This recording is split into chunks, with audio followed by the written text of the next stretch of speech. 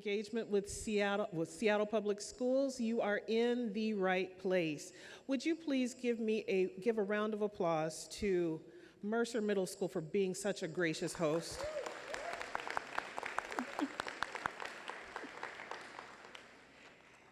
As we prepare to begin, we start with a land acknowledgement. We would like to acknowledge that we are on the ancestral lands and traditional territories of the Puget Sound Coast Salish people. The Muckleshoot Indian tribe is our treaty tribe in Seattle and King County.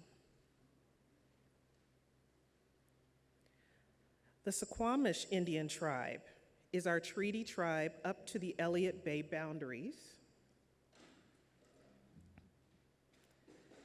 Seattle Public Schools shares a government-to-government relationship with both tribes. Good evening again. It is wonderful to be with you. My name is Bev Redmond, Chief of Staff and Public Affairs for SPS, and we are here for another round of engagement, and we are so proud to see you this evening. A bit of wayfinding before we start. Please know that we are recording this event.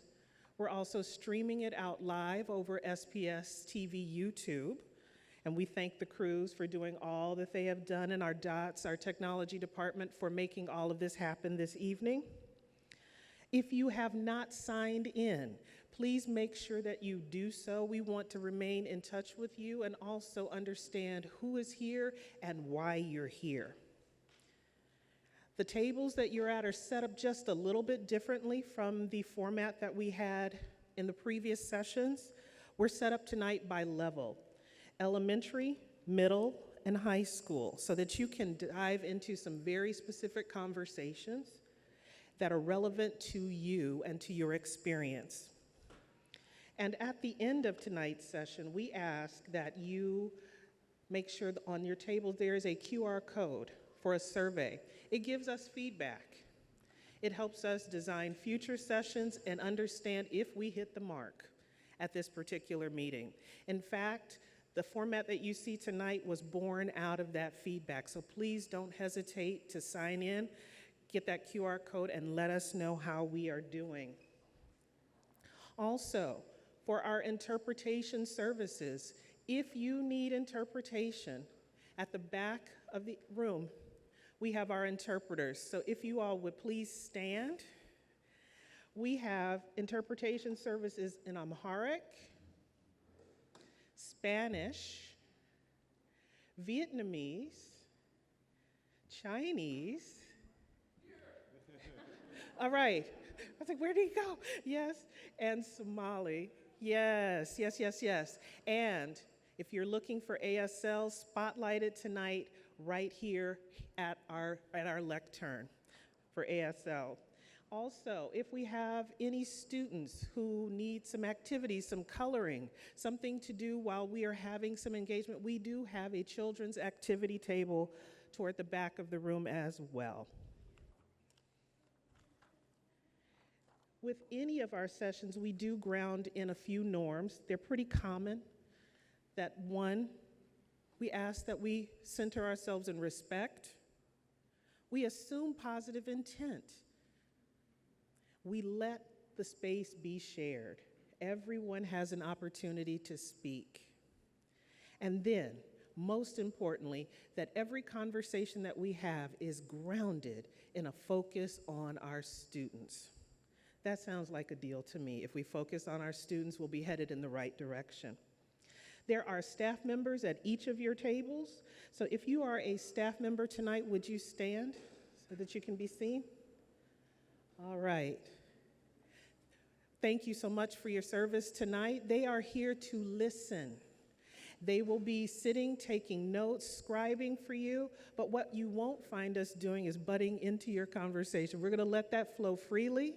We are here to get your thoughts on everything.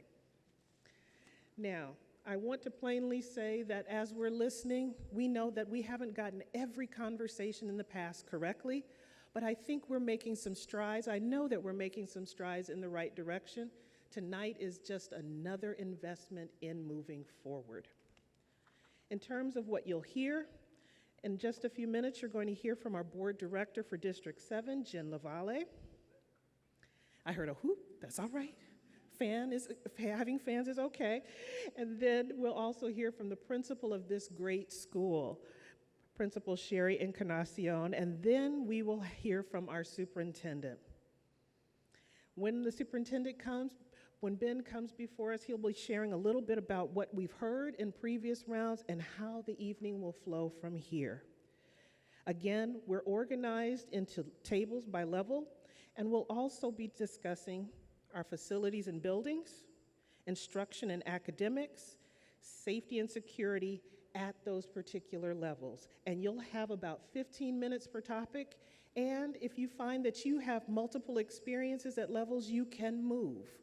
This is a free-flowing evening. So with that, I am going to bring to the microphone District 7 Board Director Jen Lavalle.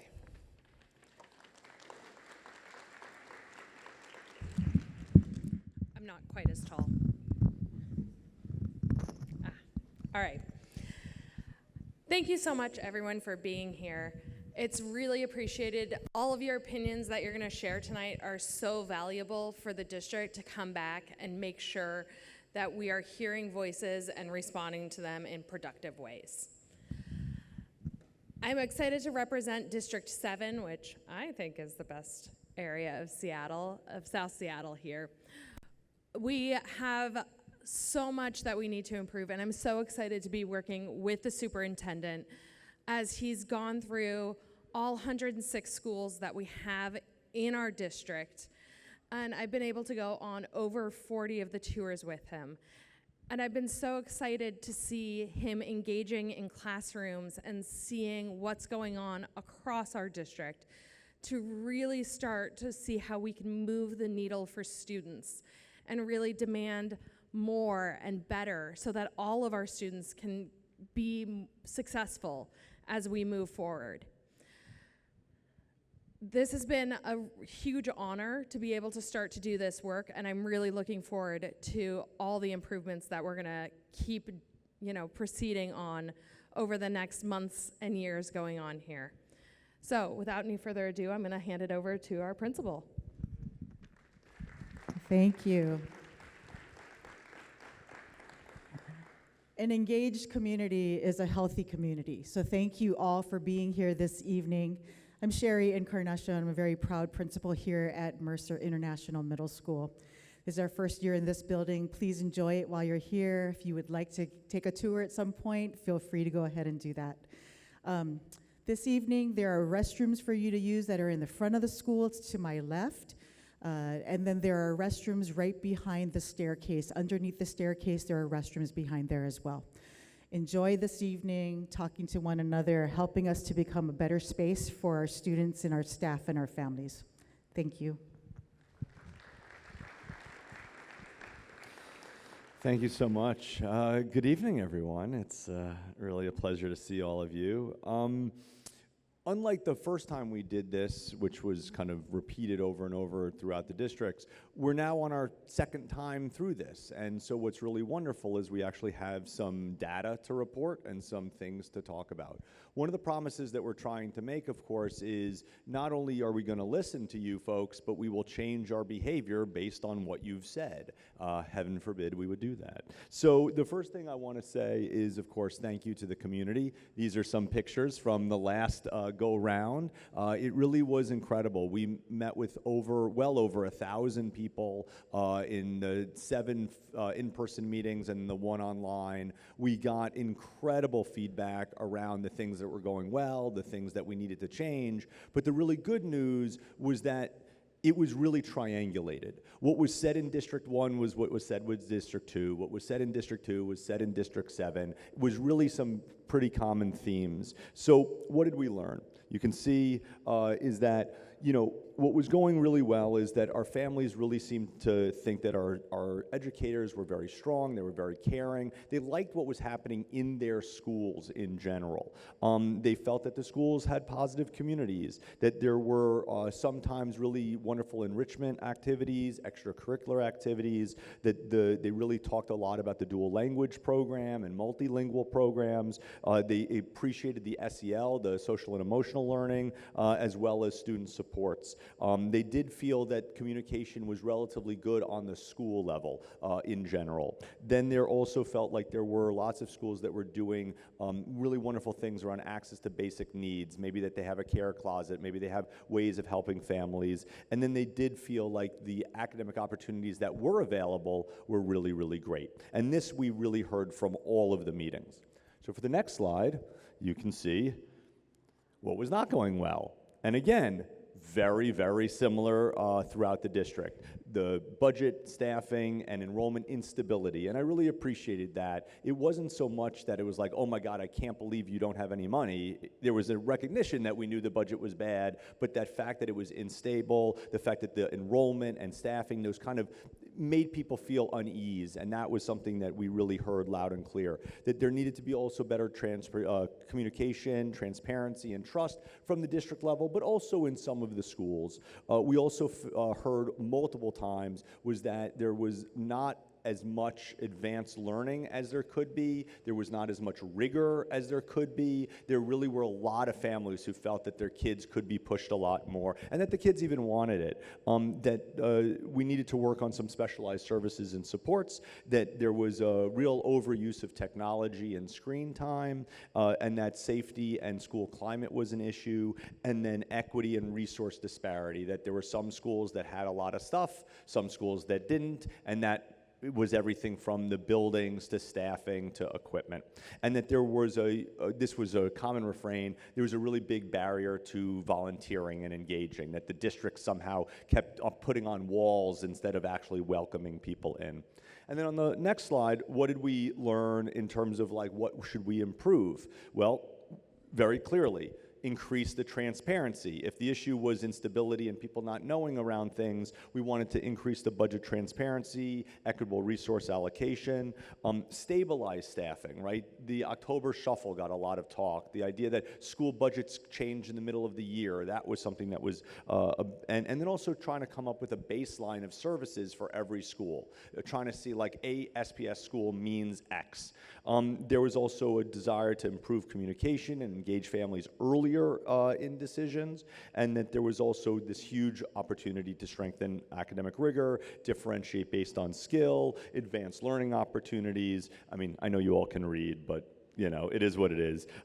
Sustain and expand dual language programs. That was one of the programs that we heard over and over again. People really like dual language, dual language, dual language. Reduce, again, technology overuse, and then clarify expectations. It wasn't so much get rid of all technology. It was saying, let's not use it so much, and let's actually have clear expectations of what you're supposed to do with it. And then simplify the volunteer and family engagement process, and then, of course, ensure clear, transparent facilities and consolidation planning. If the district was perchance going to do some mergers, if we were going to do that, be really upfront about it, be very clear about it, engage people much, much earlier. We heard that over and over again. Now, for the next slide, this is some data, which was really good, actually. So when questions were asked about how did participants feel, they felt that the meetings were well organized, they were purposeful, and they were valuable. You can see that 90% agreed or strongly agreed, which is pretty good for a Likert scale. And then 82% agreed or strongly agreed that the meeting had clear objectives. And then over 3/4 of folks found that the meetings were valuable, which we really appreciated. And a lot of the folks that didn't find it valuable were neutral. So it wasn't that they didn't think, they were just neutral. So 75% is pretty good.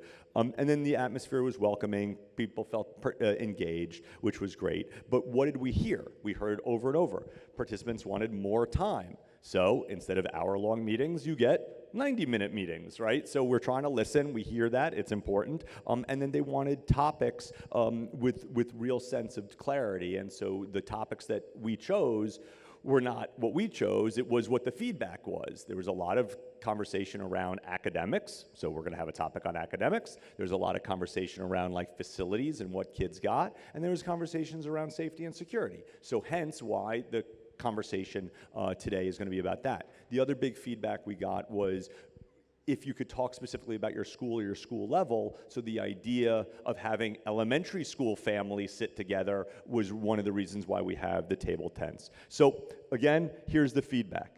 You said this, we did it. You really liked the kind of the structure in terms of an opening, small group discussion. People really felt their voice was heard, so we're continuing that. And then we like to hear what everybody else said, so we're gonna keep that share out. The facilitation approach seemed to work really well, but you wanted more time per topic, and you wanted the opportunity to switch groups to explore what mattered most to you. So here you go, right? So couple of things. One, if you have, let's say, a high school kid and an elementary school kid, feel free. Do one question at one table, do another question at another table. We don't care, we just want to hear your voice. So that way, you'll feel like you're able to do it. So, what do we got? We've got about the next 45 minutes to break up into groups. So before we do that, I just want to make sure, look at the table tent. Do you feel comfortable at that leveled table tent? Awesome. Nobody seems to be moving.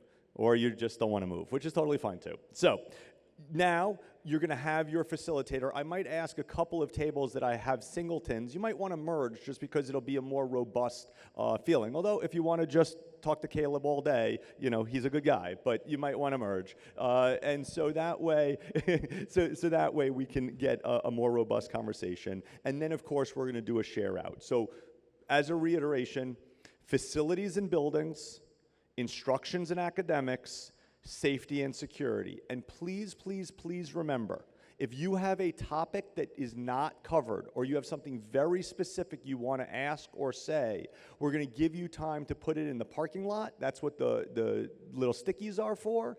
And I and some of the team will stay back afterwards, where if you have individual conversations, maybe it's about your child specifically, we're happy to listen to that individually at the end of the meeting. So, without further ado, go forth and conquer. I'm going to go get some food.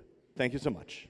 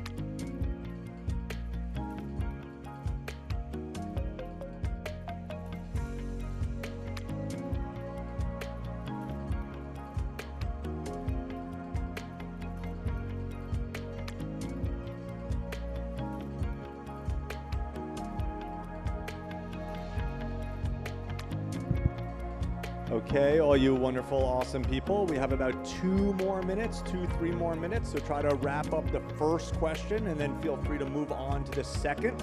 And again, if you want to move tables because you have multiple children in multiple grades, feel free. I'm sure people will welcome you with open arms. So about 2 to 3 minutes. Thank you.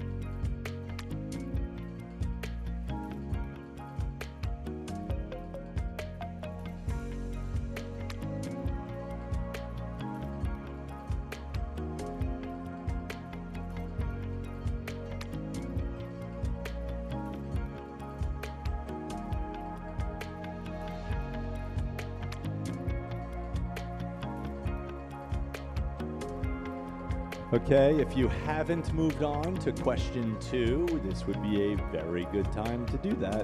Thank you.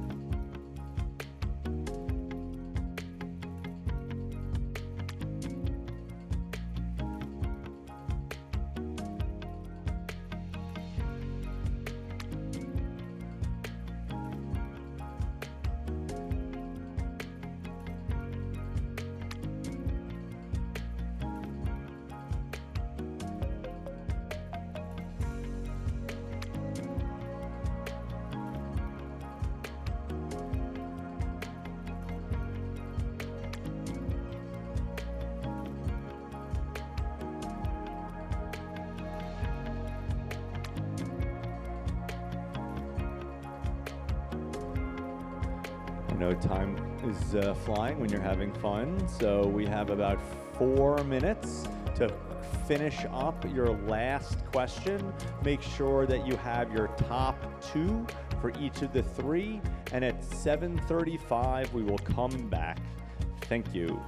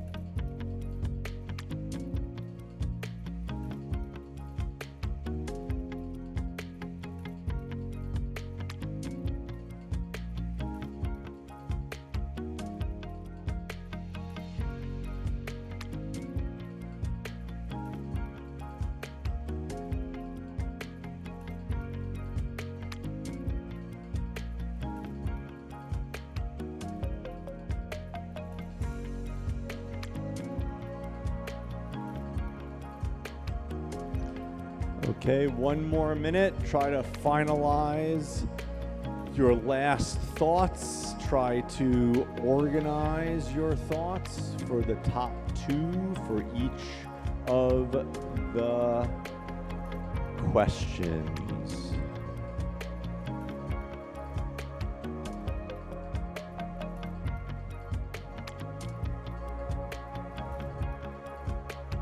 For those of you watching the closed captioning, I did not say fonts, I said thoughts. Sorry.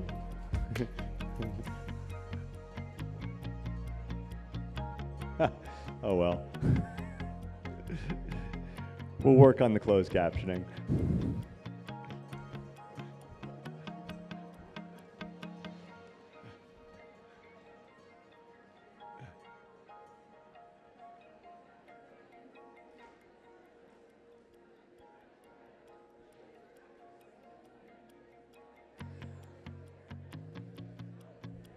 Okay, if everybody is finished up, that is awesome.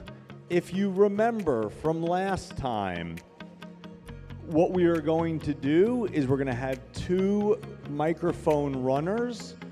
They are 2 of our wonderful senior leaders. We have Ted Howard over to the left, or my left, and Fred Podesta to your right. So if I can have the conversation sort of peter out, that would be great. Okay, so just as a reminder, you are going to share out your 2 top thoughts for each of the 3 questions. And when you're sharing out, please say which grade level, i.e. middle school, elementary school, K-8, high school, that you are speaking from. So, Fred, would you like to go first? All right, let's see. We have a table here that's very enthusiastic about going going first. I love it. Take it away. Good evening. All right, thank you. My team asked me to speak on their behalf. So for facilities and buildings, lockers, having enough access and having them actually be close enough during passing time. Sound system in auditoriums, it works great here, but in other places you can't hear the performances. For instruction and academics, quality of teachers, social emotional learning, college pathways from high school, how do you do that? What is the admission, scholarships? And then for safety and security, communication to parents in a timely manner regarding incidents, not hours and days later. And what are the lockdown procedures for new buildings and just in general? Awesome. Applause. That was wonderful, and thank you for the enthusiasm. All right. Ted, take it away. Okay. Okay, over here we have a Chinese parent. She would like to speak in Cantonese, and I will interpret her. Good evening, everyone. My children, she's at Mercer Middle School, and the first topic is safety. 咁咧就我哋細路哥個安全係好重要嘅。咁咧我哋啲家長希望即係學校有人嚟訪問，或者啲學生出去咧就要經過嗰個 office 嗰度咧就要問清楚，哦你嚟接邊個或者做咩事咁樣。你嘅細路哥係喺邊個班，或者問詳細啲咯。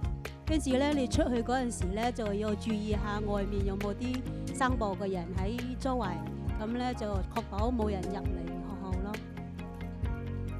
So safety, the most important one to talk about, especially when students are leaving the campus or coming into the campus. When they go through the main office, they need to ask, why are you here?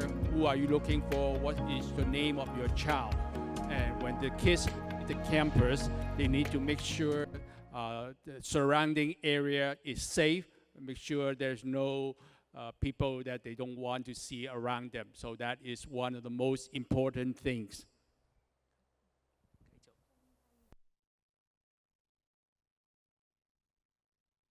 咁我哋啲家長咧就要求學校如果係有能力，或者社區有能力喺學校整個安檢啊，或者其他嗰啲，即係防止啲人帶啲槍啊或者啲刀啊入嚟學校呢度，對啲學生安全咧構成一定嘅危險性咯。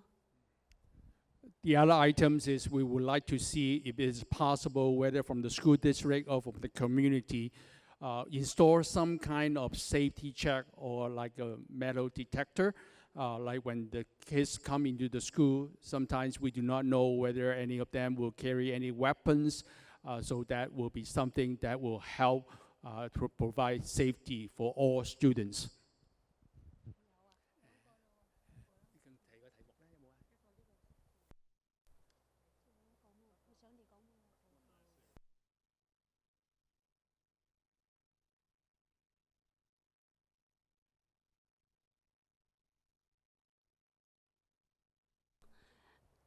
The next one is 就係科目與科目之間個時間太短咯，得5分鐘。即係譬如好似我個細路哥咁樣，咁咧佢今日同琴日咧就學校社區咧就 call 我話佢遲到，咁咧佢又就同我解釋，哦，我去咗廁所，跟住有排隊喺度喎，因為入邊有人啊嘛。咁咧佢又要去飲水，咁咧佢就遲咗1分鐘，咁老師已經係 mark 低咗個遲到啦，咁對啲小朋友都有影響㗎。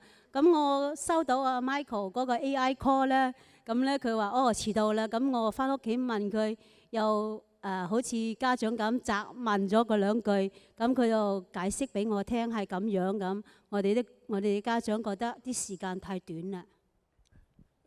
The other thing is for middle school and high school, when they have to go between classes, there's only 5 minutes. So what happened to this family, his son need to go to the bathroom, and the bathroom is full too. So he had to wait. By the time he finished, when he get to the classroom, he was marked late. And so she will receive either a call or text telling that your child was late for this particular class. So at night, when she go home, she have to ask his child explaining what happened. So not sure whether this is something that we can think about because of the shortage of time in between classes. All right. Thank you. Thank you. All right. Applause. Wonderful.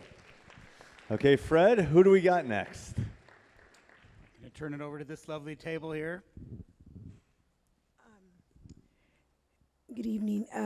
We have a table that had some families that have elementary and middle school, but we were centered around middle school, but we will share a little bit about both just to be flexible. So our first one around facilities, one of our big topics is how do we maximize the outdoor spaces at all the buildings, giving kids opportunities. They see a lot of wonderful things, but not necessarily having all the access to that. So how do we get outside? And then also, one other thing that's always talked about is bathrooms. I think it's important about like just how students are keeping them clean or not, or a wide variety of things around that. But they really want to make sure that students are getting access, but felt like it was safe here. Those two, okay, good. And then instruction and academics, big thing we talked about, class sizes, creating not enough opportunity to be able to differentiate for all the students and make sure they're getting all their needs met. But there were great things that said that their needs are being met. So we wanted to say both of those things, but class size does hinder when you have like 40 students in a class. I think also a good problem to have is that students have many opportunities, but then they can't take all the things, and then when they hear about them, they would love to be able to do those things. But really, and then just FTE thinking about Title I loss or getting, it just really goes back to funding to make sure that we can have a wide variety of languages and different things. Buildings are switching out. And safety and security, there are people saying that staff are really well trained at some schools, and then in others they're not. So how do we make sure that staff are really well trained in the difference between lockdowns, shelter in places, and different things like that? And the big thing was at some schools there's bullying, and particularly sitting around students that are queer students, LGBTQ. Anything else at our table? Okay, thank you. Awesome, applause. Thank you so much. All right, Ted? Hello, we were elementary school. We represented 2 schools, and then we had 3 fabulous involved community members at our table. I'm going to start from the bottom because they're kind of flow that better that way. So for safety, for elementary schools, we felt that the most important thing for our kids was feeling known in the school. And that created a sense of safety for them, and that was assisted by the fact that our schools are small.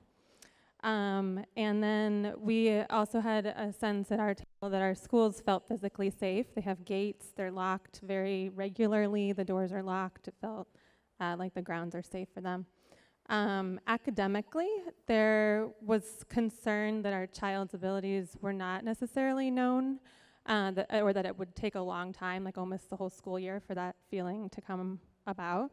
There were some examples of good differentiation and some real frustration with lack of differentiation. And then facilities, both of the schools that we're in are older buildings, and for the most part, we really like them, and they have really some great qualities. We have a pod structure in one of them. We have some beautiful spaces in terms of our cafeteria and library in the other one. One of our community members asked very insightful question of like our favorite things and what might we like give up, like if we had to have a trade-off. And we agreed that for us it would be like we would give up having brand new. If we could just have like renovations, that felt good to us. And then lastly, on the facilities, there was conversation about the new buildings, and having had an experience of going to a meeting and asking about elementary schools being built much larger than the current ones, and having been told that that doesn't necessarily mean that they are going to be filled, and just confusion about, like, that doesn't sound forthright. Is this a backhanded way to close schools, and wanting transparency around that? And the schools that are next to be renovated or rebuilt, just really wanting honesty and like a clear strategy about size. Thank you. All right, fantastic. Thank you so much. Fred, who do we have? Here we are. We're gonna have a couple of us speak. We represent schools from as far north in the district as you can get and as far south in the district as you can get, both in middle school and in K through 8. We talked a lot about safety and security. A lot of our students do not feel safe at school, period. Both because of multiple arrests and removals of sexual predators within our schools. Our kids have lost trust in their leaders. Also the number of shelter-in-place incidents that we have had at many of our schools, and a lack of clear and transparent communication and clarity around what a shelter-in-place looks like, the timeliness for those communications with parents, school leadership feeling MIA in a lot of those situations that feel very scary to our kids, and very little support for the traumas that our kids are going through on these weekly basis as gun violence continues to happen, especially in South Seattle. We also talked a lot about Safer Watch, the Safer Watch app, what its purpose is, where the data is going, our students' privacy, and also is it effective? We've had some anecdotes about shelter in places happening while we are in school buildings and not being notified, which unfortunately does not help when we've been told that this is a way for our leadership to not have to email us, is because we have Safer Watch and we will be notified. So that was a lot of what we talked about on safety.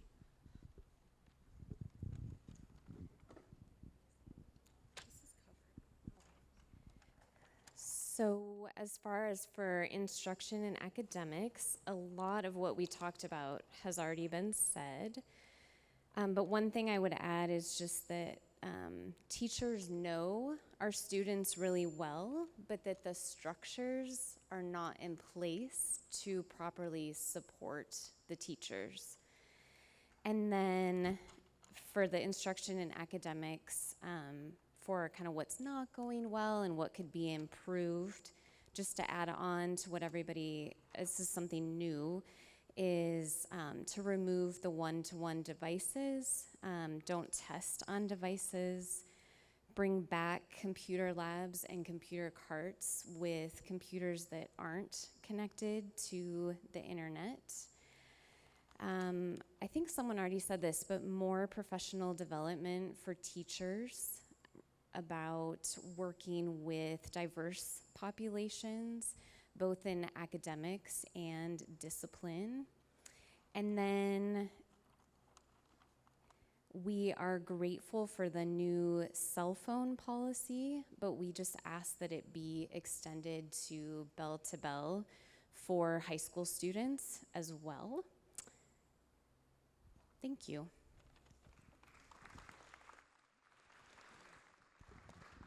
Okay, Ted, take it away. All right, I'll go through 1 through 3. So our table had a mix of parents and staff at elementary schools all around the district. So on the topic of facilities and buildings, we had talked about a couple of things for some of the older sites that some folks are working or have kids at. They talked about there being a real lack of play structures, of anything other than blacktop for the kids, and how that really hurts the educational environment, and how for some of the older buildings, it feels like the community is kind of doing the best that it can, but that there's not enough support for making those spaces good educational spaces. Looking forward to renovations. Some folks mentioned their communities having a lot of anxiety about what does the future look like, what's going to happen, and there not being enough transparency around that whole process of how renovations happen, how the site's selected, when the sites are selected, what's going to actually happen at that site. Yeah, so moving on to instruction and academics. Thank you. There's so many words on this page. One of the common themes that came through was challenges related to staffing uncertainty throughout the year, so having lots of subs for IAs and interventionists, and how that really hurts vulnerable communities, kids on IEPs, who really need that continuity. We talked about some of the schools having staff, principals doing things like working in the lunchroom or playground monitoring, which is not a good use of resources, to say the least.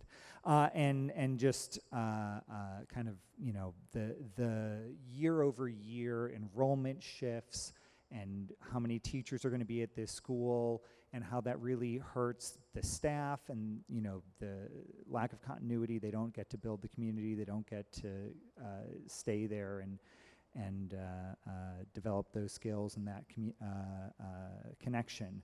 And then we also talked a lot about the challenges volunteering, the challenges that families faced volunteering and how those hurt the educational experience for the kids, because it means that where there are gaps that parents could fill, that doesn't happen, and that was something folks had seen.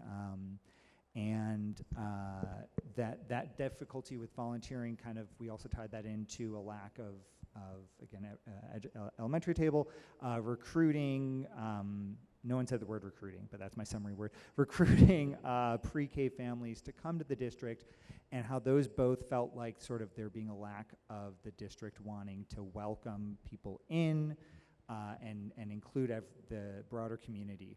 Did I get everything there? Great. All right, last, safety. Some folks had a couple of stories of experiences where it felt like there was a disconnect between the school security and like the security, I don't know what it's called, security team, and SPD, where families, saw an SPD response either to something happening in the school or to something happening near the school, and weren't getting clear communication from the district or understanding what was happening to their students or what they were supposed to be doing. And one person had a story of reaching out to Director LaValle, and then suddenly things started happening. And that's not how that's supposed to work. And so, but people did also mention, though, feeling like, especially in the newer buildings, there have been some good improvements, door locking, cameras, that make them feel like the new buildings, at least, are more secure, but that there is still a gap in terms of communication, both between the district and SPD, and then communicating to families what they need to know, what's happening. Thanks. All right, thank you so much. So it is 7:55. I think we have time for probably one more, and you already have a microphone. Fantastic. All right, great, this is working. All right, I have been asked to do one from each, so I'll move as quick as I can, or maybe I'll just be shorter on each. For facilities, students would like the district to know they do not use their lockers. Seems to be a big theme. The hallways, and a lot of comments about the hallways and classrooms in some of our older buildings being very tight, and maybe being creative about maybe expanding them, moving the lockers or something. A big ask to address the school lunch issues at the high school level, where the schedule is interfering both with being able to get lunch and eat it with your friends, also with the social benefits of clubs that bring the community together. And then a lot of comments around safety and facilities, about bullying and the need for better control of bullying. That just feels like there's a slap on the wrist, but there's no floor to control the bullying, and so people don't report it. Around academics, the big theme was please, please, please, more academic rigor. The kids are asking for it. We have a student at our table. My kid, lots of kids we talk to, kind of a theme that it's not no child left behind, but no child gets ahead, is something that we see where kids feel like they can't get the extra opportunity even if they're willing to work for it. A big theme of bringing back some institutions like finals that would help prepare for college, because our kids aren't having finals, so when they get to AP tests, the idea of preparing for a comprehensive year-long exam is different and new. And I think that is it ELA, please, more books. And we really wanted to, there was a lot of comments about the idea of a math track, again, where kids who want to get ahead in math can get on a track to calculus by the end of high school. Kids who are on a different path can off-ramp and decide not to do that and have, you know, perfect honor in both paths, basically. All right. So, thank you. Thank you. All right. If one table thinks they can go quick, is there any table that thinks they can go quick? If not, Ted, do you have a mic? No, Fred's got him. Oh, there you go. Awesome. Can you hear me? So I wanted to go for this table because the issues were quite unique. So there's certain schools that don't have fences and butt up against arterials, making sure that this is a K-8 middle school. So for the littles in K-8s, that's very dangerous. Second thing is poor design in some of our older buildings. So managing our master calendars so that kids are not going from one end of the school at a locker and trying to rush off to the other end. Instruction and academics. This was a praise that certain teachers use UDL and it's child-centric and families are kept in the loop and communicated with, and shout out to that 6th grade teacher. Negative assumptions about the cognitive capacity of children with disabilities. That was critical. I think we need to pay attention to that. And then the safety and security, hard to enforce safety in certain schools. Kids are getting bullied, and there doesn't seem to be a proper solution to that. And then one young person said he was excited that they had security cameras, but there's a caveat to that. For our deaf children, it's not helpful because they need to see symbols. And teachers are so proud of one of our teachers here who learned sign language to take care of that problem. Teachers shouldn't have to learn a new language to take care of our kids. Thank you so much. Awesome.